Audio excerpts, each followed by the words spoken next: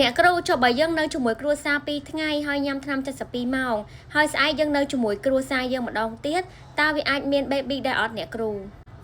ចាបងបានដឹងស្រាប់ហើយថាប្រភេទថ្នាំ72ម៉ោងគឺប្រើដើម្បីការពារមិនឲ្យមានកូនក្រោយពេលដែលរួមភេទហើយភ្លាមមិនបានការពារ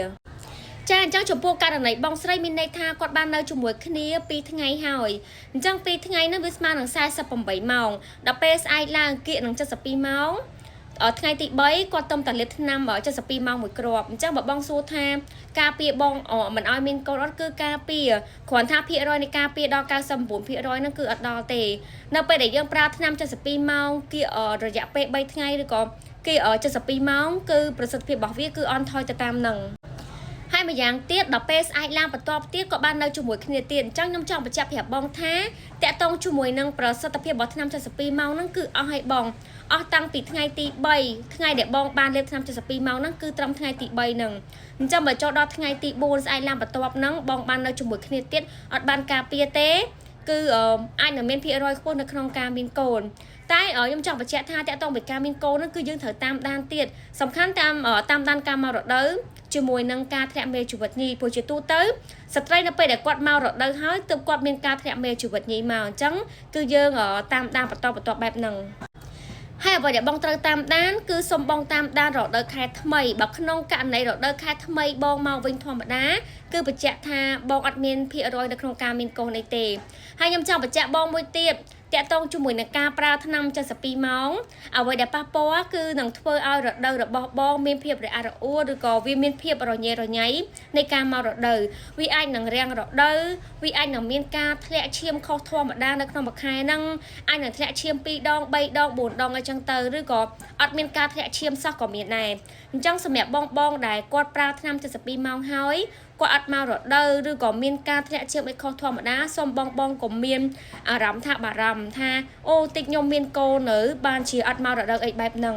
អញ្ចឹងតកតងជាមួយនឹងអាការៈក៏ដូចជាផលរំខានរបស់ថ្នាំ72ម៉ោងគឺស្តៀងនឹងអ្នកដែលគាត់បាត់រដូវមានកូនដូចគ្នាគឺស្តៀងគ្នាប៉ុន្តែអ្វីដែលបងតាមដានគឺបងតាមដានតការមករដូវខែថ្មីទៅប៉ុន្តែបើបងសួរថាអ្នកដែលគាត់ប្រើថ្នាំ72ម៉ោងហើយមានកូនគឺមានច្រើនករណីដោយសារតវាមានមូលហេតុជាច្រើនទៀតដែលយើងត្រូវអធិប្បាយទៅតាមនឹងអញ្ចឹងអ្វីដែលខ្ញុំចង់ប្រាប់បងបើក្នុងករណីរាំងរដូវចាប់ពីមួយខែអីឡើងទៅសង្ស័យនេះចំពោះអ្នកដែលគាត់បានប្រើថ្នាំ72ម៉ោងហើយអញ្ចឹងសូមគាត់តាមដានតាមរយៈការធ្វើតេស្តទឹកនោមព្រោះមានតែការតាមដានទេបងទើបដឹងច្បាស់អត់អាចគិតតែខ្លួនឯងអត់អាចតែសន្មតខ្លួនឯងបានទេបើមិនអញ្ចឹងទេបងអាចទៅជួបគ្រូពេទ្យដើម្បីអេកូមើលដើម្បីឆែកមើលសុខភាពស្បូនហ្មងក៏បានដែរបើក្នុងករណីមានអីខុសប្រែប្រួលក្រោយពេលប្រើថ្នាំ72ម៉ោងហើយចំពោះថ្នាំ72ម៉ោងគឺមានច្រើនម៉ាកមែនតើបងប៉ុន្តែមានបងមួយចំនួនដែលគាត់ទិញខុសពីម៉ាកដែលមាននៅក្នុង pharmacy របស់ខ្ញុំគាត់តែងតែឆាតសួរថាបងហ្នឹងជាភេទថ្នាំ72ម៉ោងមែនថ្នាំ72ម៉ោងគឺមានច្រើនម៉ាកអាចនឹងមានច្រើនជាងនឹងទៀតគាត់តាមនៅ pharmacy របស់ខ្ញុំគឺមានតែប៉ុណ្្នឹងទេប៉ុន្តែអ្វីដែលបងត្រូវកត់សម្គាល់បងកត់សម្គាល់ទៅសារធាតុនៅខាងលើនេះទៅបងគឺ levonorgestrel 1.5 មីលីក្រាមតែមួយមុខហ្នឹងទេគឺជាសារធាតុប្រភេទថ្នាំ72ម៉ោងហើយដែលការពារបងមិនឲ្យមានកូនរយៈពេលបាន3ថ្ងៃឬក៏72ម៉ោង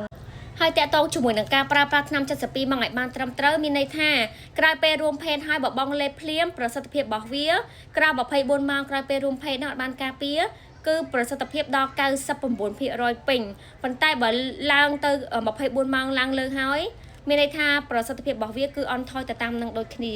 អញ្ចឹងសូមបងមុននឹងប្រើថ្នាំ72ម៉ោងឬក៏ប្រើថ្នាំអីផ្សេងសូមធ្វើការសួរគ្រូពេទ្យឬក៏ឱសថការីឲ្យបានត្រឹមត្រូវជាមុនសិនមុននឹងយកទៅប្រើប្រាស់